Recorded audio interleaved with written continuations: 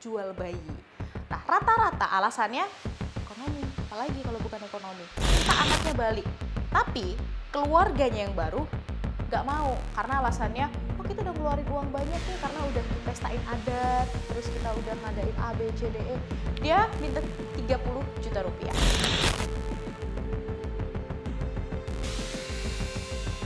Hai, aku Putri, selamat datang di Telusur Kasus Uncut. Jadi Juli lalu kita gempar ya tentang sindikat jual beli bayi dari Indonesia yang dibongkar sama Polda Jawa Barat yang dijual ke Singapura.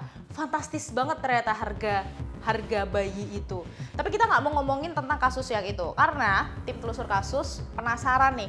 Kayaknya bukan cuman kasus jual beli bayi yang ke Singapura aja yang seharusnya dibongkar. Karena kami datang ke salah satu kampung di Jakarta Utara namanya Kampung Beting Remaja. Nah, Kampung Beting Remaja ini bahkan dikenal sebagai kampung penjualan bayi. Tapi ini bukan semata-mata kenapa tiba-tiba dikasih nama kampung penjualan bayi. Karena kalau mungkin kamu tahu, ada tempat lokalisasi di Jakarta Utara namanya Kramat Tunggak yang sekarang jadi Islamic Center. Nah, Kramat Tunggak itu lokalisasi yang letaknya ada sebelahan sama Kampung Beting Remaja. Jadi dulu pekerja seks komersial itu banyak yang punya anak di luar nikah, kemudian mereka jual. Akhirnya muncullah sebutan nama Kampung Penjualan Bayi. Itu letaknya di Kampung Beting Remaja. Tapi karena sekarang Kramat Tunggak ini sudah nggak ada nih, dibangunlah Islamic Center, tapi ternyata penjualan bayi di sana masih ada karena kami nemuin sendiri. Jadi kami ketemu sama salah satu ketua RW-nya namanya Ricardo Hutahean. Nah, Pak Ricardo ini cerita, mulai dari tahun 90-an sampai tahun 2025 ini setidaknya ada 25 kasus penjualan bayi. Ada dampak dari Kramat Tunggak ya, karena bayi-bayi yang tidak ingin dilahirkan gitu ya, karena perempuan-perempuan ini adalah pekerja seks komersil gitu, lalu kemudian hamil lalu diberikan ke orang lain seperti itu. Dan karena dia sudah berkali-kali beberapa periode sekitar 3-4 periode dia jadi ketua RW, otomatis dia tahu banget nih mana-mana aja warga-warganya yang pernah jual bayi. Nah, rata-rata alasannya ekonomi, apalagi kalau bukan ekonomi. Kami juga sempat ketemu sama ada 2 ibu yang pernah jual bayinya. Yang pertama kita sebut aja namanya Kenanga. Ini ibu muda, anaknya 4, dan anak yang keempat ini lahir di sekitar awal tahun ini. Nah, di awal tahun ini ketika si anaknya ini masih umur 12 hari, anaknya ini dia jual. Harganya 5 juta rupiah. Anak keempat, nah terus saya ada curhat ke yang punya kontrakan, dari situ saya curhat-curhat, dari curhat-curhat itulah yang punya kontrakan nawarin, kenapa enggak anak lo dikasih yang belum punya anak aja gitu, kan anak lo udah banyak, udah kasih aja gitu sih Bu. Mungkin kamu pernah dengar kasus ini, tapi aku akan cerita sedikit. Nah, si Ibu Kenanga ini ketika dia lagi hamil, dia cerita sama yang punya kontrakan. Kalau dia kayaknya mulai susah nih, mulai berat untuk ngebiayain anak-anaknya. Akhirnya si punya kontrakan ini bilang, ya udah, kan anak lo udah banyak, jual aja anak lo, kasih aja anak lo ke orang yang membutuhkan. Tapi kan dia masih maju mundur ya, namanya ibu. Nah, ketika si anak ini udah lahir, usia beberapa belas hari, tiba-tiba si yang punya kontrakan ini datang dan bawa seseorang yang belum pernah ditemuin sama Ibu Kenanga. Terus si yang punya kontrakan ini bilang, nih ada yang mau ngerawat anak lo nih, udah kasihin aja. Maju mundur, tapi ya namanya kepepet, nggak bisa mikir dan kilaf kali ya. Akhirnya setujulah untuk ngasih si anaknya ke ibu-ibu yang dia belum pernah ketemu ini. Tapi ngasihinnya bukan di rumah, tapi ngasihinnya di depan masjid. Jadi si yang temennya yang punya kontrakan ini bilang, jangan kasih di sini, kasih di depan masjid aja, kita ketemuan sekitar berapa jam lagi. Malam-malam si Ibu Kenanga mau keluar bawa anaknya, suaminya nanya dong, mau kemana? Udah besok aja, ini udah malam, kasihan. Tapi karena si Ibu Kenanga ini udah nggak bisa mikir, ya udah akhirnya dia datanglah ke masjid itu dan dikasihlah anaknya. Ketika dia pulang, ditanyain dong sama abang-abangnya, loh adek mana? Suaminya karena waktu itu lagi sakit dan nggak bisa kerja, suaminya cuma bisa nangis. Keesokan harinya si Ibu Kenanga baru sadar, kenapa gue ngasih anak gue ke orang ya? Paniklah si Ibu Kenanga, dia lapor sama ketua RW, lapor ke KPAI, kemudian disuruh lapor ke Polda. Dengan susah payah, singkat cerita akhirnya dia sempat dibilangin dulu kalau anaknya ini udah di Kalimantan, jadi nggak bisa dia minta balik. Tapi ternyata anaknya sebenarnya masih di Jakarta aja, belum kemana-mana. Akhirnya dia minta anaknya balik, tapi keluarganya yang baru nggak mau karena alasannya, oh kita udah ngeluarin uang banyak nih karena udah dipestain adat, terus kita udah ngadain A, B, C, D, E. Dia minta 30 juta rupiah. Nah, karena buat makan aja susah, apalagi ngeluarin duit 30 juta rupiah.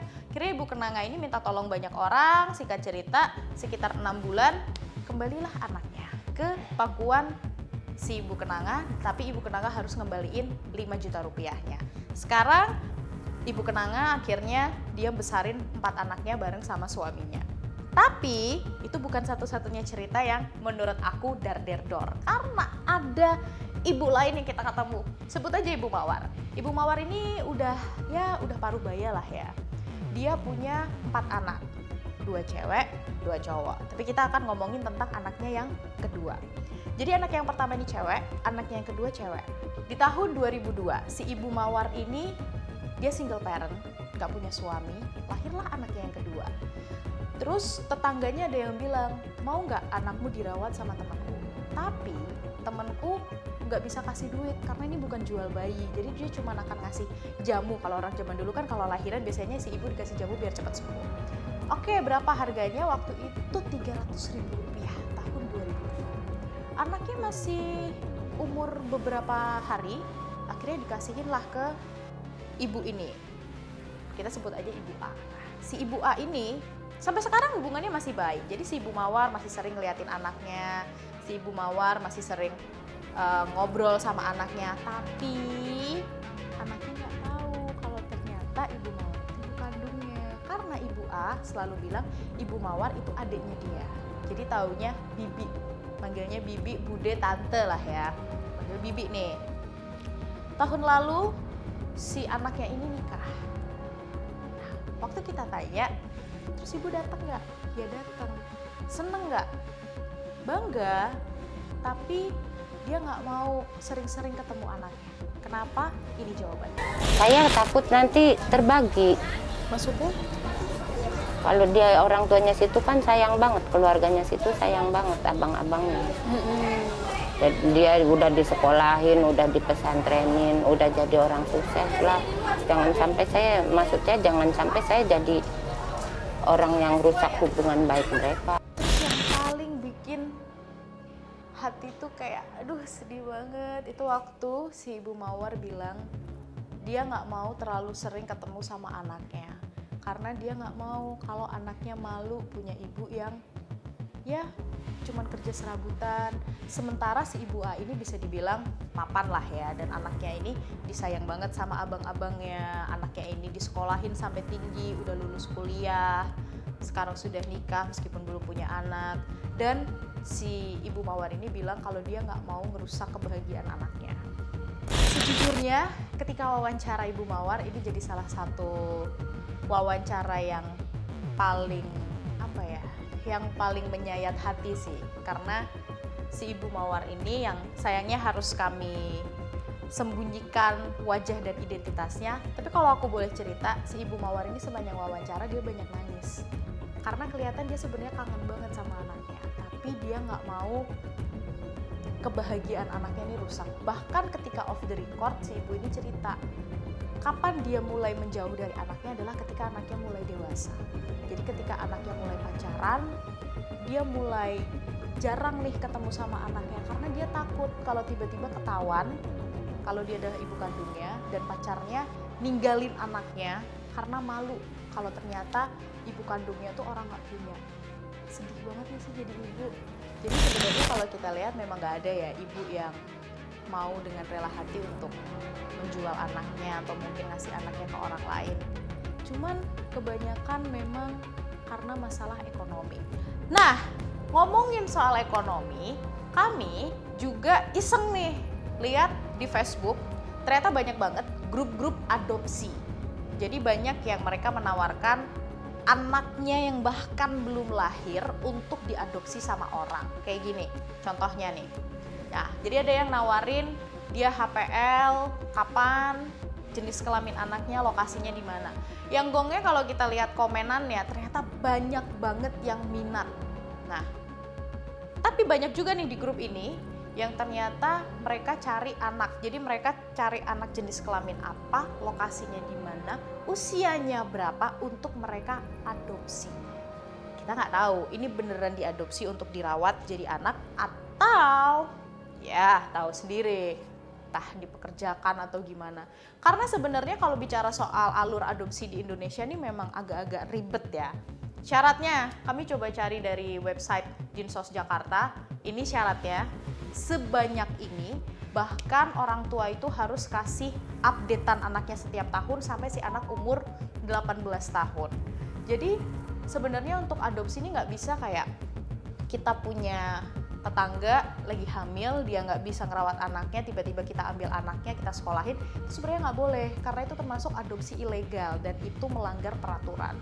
Jadi harus lewat Dinsos atau lewat yayasan yang memang mereka berhak untuk ngurusin adopsi anak. Nah, ini jujur jadi salah satu episode yang cukup menyayat hatiku sebagai seorang perempuan ya, terutama gimana mendengarkan cerita dari Bu Mawar yang dia sebenarnya kangen banget sama anaknya, tapi dia nggak pengen merusak kebahagiaan anaknya dengan tiba-tiba hadir dalam kehidupannya. Tapi, aku baru inget nih, tapi di akhir wawancara si Bu Mawar nih bilang, aku berharap suatu saat anakku bisa tahu kalau aku adalah ibu kandungnya, dan dia berharap anaknya maafin dia. Aku mau nangis, itu sedih banget sih. Nah, tapi kita nggak mau sedih-sedih. Jadi kamu ada nggak cerita tentang mungkin adopsi anak atau mungkin yang lainnya tentang adopsi anak? Boleh dong, coba share komen di bawah.